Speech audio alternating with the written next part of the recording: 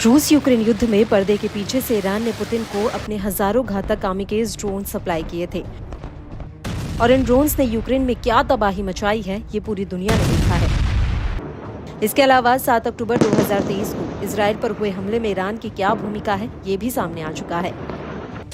Iran ने न सिर्फ हमास को ट्रेनिंग दी बल्कि इजराइल पर कब और कैसे हमला करना है इसकी पूरी पटकथा तक ईरान ने लिख डाली और ईरान मिडिल ईस्ट में इजराइल और अमेरिका के खिलाफ युद्ध की आग भड़का रहा है। लेकिन अब ईरान इससे कदम आगे निकल गया है जो किसी भी सूरत में अमेरिका और पश्चिमी देशों के लिए ठीक नहीं हो सकता। दरअसल ईरान पिछले कई सालों से परमाणु हथियार बनाने की कोशिशों में लगा हुआ है और अब एक ऐसा खुलासा हुआ है जिसने अमेरिका और ब्रिटेन के कान खड़े कर दिए हैं। दरअसल अमेरिका और ब्रिटेन को पता चला है कि रूस ने ईरान को खुफिया परमाणु जानकारी दे दी है और इसके बदले में उसे ईरान से बैलिस्टिक मिसाइलें मिली हैं। और ये सब ऐसे समय में हुआ है जब ईरान लगातार अपने यूरेनियम इनरिचमेंट बढ़ाने में लगा हुआ है।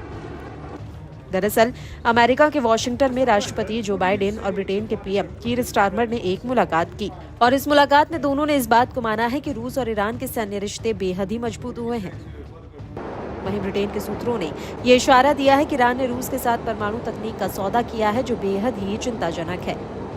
इसी कड़ी में पिछले हफ्ते अमेरिकी विदेश मंत्री एंटनी ब्लिंकन ने लंदन का दौरा किया था जिसके बाद अमेरिका ने ये खुलासा कर दिया कि ईरान ने रूस को बैलिस्टिक मिसाइलें दी हैं।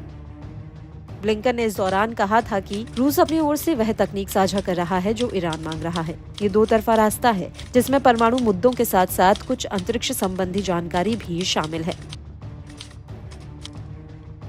आपको बता दें कि पिछले हफ्ते ब्रिटेन, फ्रांस और जर्मनी ने एक साथ चेतावनी दी थी कि ईरान अपने यूरेनियम इनरिचमेंट को लगातार बढ़ा रहा है। वो ऐसा परमाणु बम बनाने के लिए कर रहा है।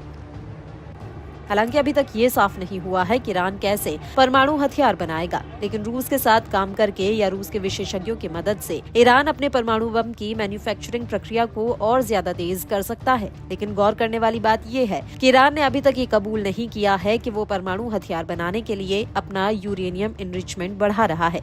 ईरान का यूरेनियम इनरिचमेंट 60 प्योरिटी तक पहुँच चुका है।